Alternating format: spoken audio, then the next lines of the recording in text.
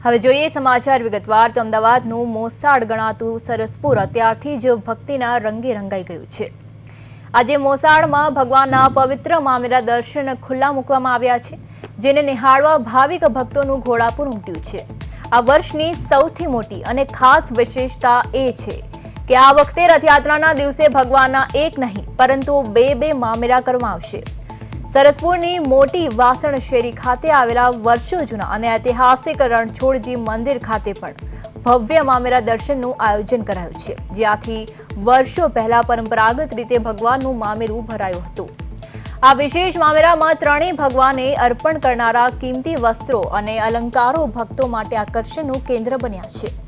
ભગવાન જગન્નાથજી માટે ખાસ ચાંદીની મોહક બંસરી, તેજસ્વી સુદર્શન ચક્ર, જ્યારે ભાઈ બલરામજી માટે ચાંદીનું હળ અર્પણ કરવામાં આવ્યું છે। આ સાથે જ ત્રણેય ભગવાનના મનમોહક વાઘા અને બહેન સુભદ્રાજી માટે વિશેષ પાર્વતી શૃંગાર અર્પણ કરીને દર્શન માટે મૂકવામાં આવ્યા છે।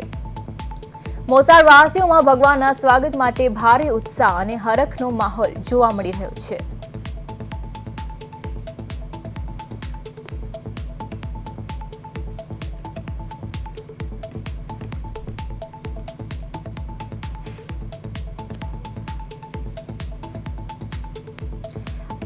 ત્યારે અમદાવાદના સરસપુરમાં આજે મામેરા દર્શનનું આયોજન કરવામાં આવ્યું છે। આપ સ્ક્રીન પર દ્રશ્યો જોઈ શકો છો કે ત્રણેય ભગવાનના વાઘા કેવી રીતે અર્પણ કરવામાં આવ્યા છે, ભગવાનને શૃંગાર કરવામાં આવ્યો છે। ત્યારે આ વર્ષે ભગવાનના બે મામેરા કરવામાં આવશે। જૂના રણછોડજી મંદિરે પણ મામેરા દર્શનનું આયોજન કરવામાં આવ્યું છે। ત્રણેય ભગવાનના વાઘા અલંકારો કરાયા અર્પણ। ત્યારે મોસાળ સરસપુરમાં ભક્તિનો અનોખો માહોલ જોવા મળી રહ્યો છે। આપ જોઈ શકો છો કે કેવી રીતે ભગવાન માટે સુંદર વાઘા જે છે તે અર્પણ કરવામાં આવ્યું છે। ભગવાને ચાંદીની બંસરી અને સુદર્શન ચક્ર અર્પણ કરવામાં આવ્યું છે। ત્યારે ભાઈ બલરામજીને ચાંદીનું હળ અર્પણ કરવામાં આવ્યું છે।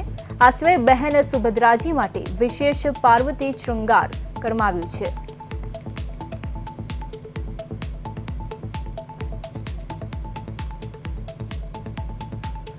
ત્યારે ભગવાનને ચાંદીની બંસરી અને સુદર્શન ચક્ર જેવી રીતે અર્પણ કરવામાં આવ્યું છે, ત્યારે ભાઈ બલરામજીને ચાંદીનું હળ અર્પણ કરવામાં આવ્યું છે।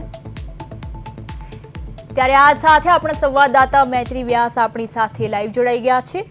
જી મૈત્રી, જેવી રીતે અમદાવાદના સરસપુરમાં અનોખો માહોલ જોવા મળી રહ્યો છે, ભગવાન જગન્નાથજી માટે મામેરા દર્શન યોજાઈ રહ્યું છે, કેવો છે માહોલ? જી બિલકુલ પિયા, વાત કરીએ તો અમદાવાદના સરસપુરમાં હાલ ભક્તિમય માહોલ જોવા મળી રહ્યો છે। 16 જુલાઈએ જ્યારે જગતનો નાથ ભગવાન જગન્નાથ નગરચર્યાએ નીકળવાના છે, રથયાત્રા યોજાવા જઈ રહી છે, ત્યારે એ પહેલાં આજે 11 જુલાઈના રોજ ભગવાન જગન્નાથનું જે મામેરું છે તેને દર્શન માટે ખુલ્લું મૂકવામાં આવ્યું છે। ભક્તો માટે આ મામેરું ખુલ્લું મૂકવામાં આવ્યું છે અને તમે જે પ્રમાણેના દ્રશ્યો હાલ જોઈ શકતા હશો કે આ એ દ્રશ્યો છે કે જે ભક્તો જે છે તે લાઈનો લગાવીને અત્યારે ભગવાનના દર્શન કરવા માટે અને મામેરાના દર્શન કરવા માટે ઊભા છે। ખાસ કરીને દૂર દૂરથી લોકો મામેરાના દર્શન માટે આવતા હોય છે અને વહેલી સવારથી જ મોટી સંખ્યામાં ભક્તો જે છે તે દર્શન કરવા માટે આવી રહ્યા છે। લાંબી કતારો જોવા મળી રહી છે ભક્તોની।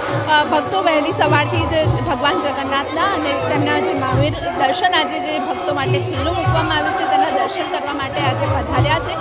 16 જુલાઈના રોજ જ્યારે મામેરું જે છે તે રથયાત્રા યોજાશે, ત્યારબાદ આ મામેરું ભગવાનને અર્પણ કરવામાં આવશે, જેમાં ખાસ કરીને આ વખતની વાત કરીએ તો આ વખતે ખાસ ભગવાનને જે મનગમતી થીમ છે, મોરપીંછની જે થીમ છે તેને આધારિત આ વખતે મામેરું બનાવવામાં આવ્યું છે ને જે ભગવાનના વાઘા છે તે મોરપીંછ થીમ આધારિત આ વખતે તૈયાર કરવામાં આવ્યા છે।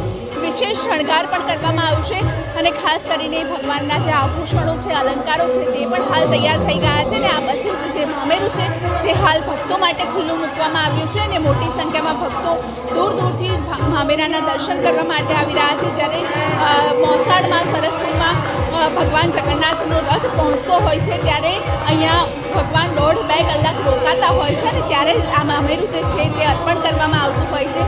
ત્યારે અત્યારે 11 જુલાઈ અને 12 જુલાઈના રોજ આ મામેરું દર્શન માટે ખુલ્લું મૂકવામાં આવશે અને ભક્તોને આ મામેરાનું દર્શન કરાવવામાં આવશે।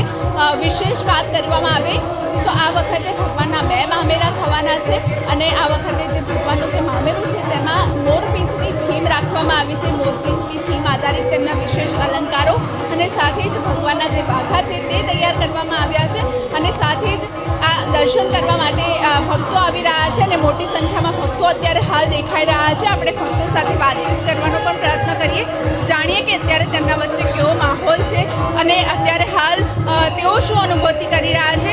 બેન, અત્યારે હાલ કેવો માહોલ જોવા મળી રહ્યો છે? રથયાત્રા માટે કેટલા ઉત્સાહી છો અને આજે મામેરાના દર્શન છે, શું કહેવું? આનંદથી અમે અહીંયા દર્શન કરીને જવાનું છે. અમારે દર્શન કરીએ. જય રણછોડ મોકણ. ક્યાંથી આવ્યા છો અને ખાસ અત્યારે હાલ તમે અહીંયા દર્શન માટે આવ્યા છો, મામેરા દર્શન? અમને બહુ આનંદ આવશે, બહુ ઉત્સુક છીએ અમે દર્શન કરવા માટે. અમે રથયાત્રાના પણ બહુ ઉત્સાહથી દર્શન કરીશું. બહુ આનંદ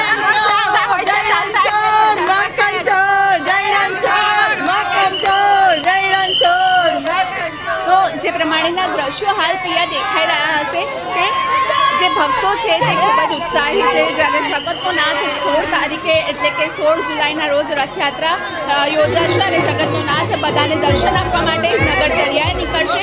15 દિવસ સુધી જ્યારે ભગવાન તેમના મોસાળમાં રહેતા હોય છે ત્યારબાદ તેઓ નિજ મંદિર પરત ફરે છે અને ત્યારબાદ જ્યારે ફરી રથયાત્રા યોજાય છે ત્યારે રથયાત્રા વખતે ફરી તેઓ સરસપુર પહોંચતા હોય છે. લોકોને દર્શન આપવા માટે, તેમના જે ભક્તો છે તેમને દર્શન આપવા માટે આવતા હોય છે.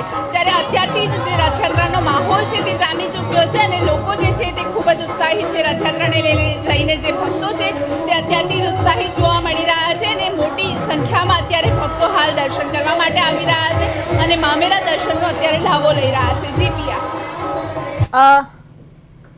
જી ચોક્કસપણે ત્યારે જેવી રીતે અમારા સંવાદદાતાએ જણાવ્યું કે આ વખતે એક નહીં પરંતુ 2 મામેરા કરાશે, ત્યારે ખાસ કરીને આપ જોઈ શકો છો કે ભક્તોમાં કેવો ઉત્સાહ છે. ખાસ કરીને ભગવાન જગન્નાથજી માટે ખાસ વસ્ત્રો પણ અર્પણ કરવામાં આવ્યા છે. ત્યારે જેવી રીતે ભાઈ બલરામજીને ચાંદીનું હડ અર્પણ કરવામાં આવ્યું છે. આ સિવાય સુભદ્રાજી બહેન જે છે તેમની માટે વિશેષ પાર્વતી શૃંગાર કરવામાં આવ્યો છે. વર્ષો જૂની પરંપરા આ વર્ષે પુનરાવર્તિત થશે. ત્યારે રથયાત્રા પૂર્વે મોસાળમાં ભક્તિનું ઘોડાપુર જોવા મળી રહ્યું છે. ભક્તોમાં ખાસ ઉત્સાહ જોવા મળી રહ્યો છે. ત્યારે વર્ષો જૂની પરંપરા આ વર્ષે પુનરાવર્તિત થશે. ત્યારે રથયાત્રા પૂર્વે મોસાળમાં ભક્તોનું ઘોડાપુર ઉમટી પડ્યું છે.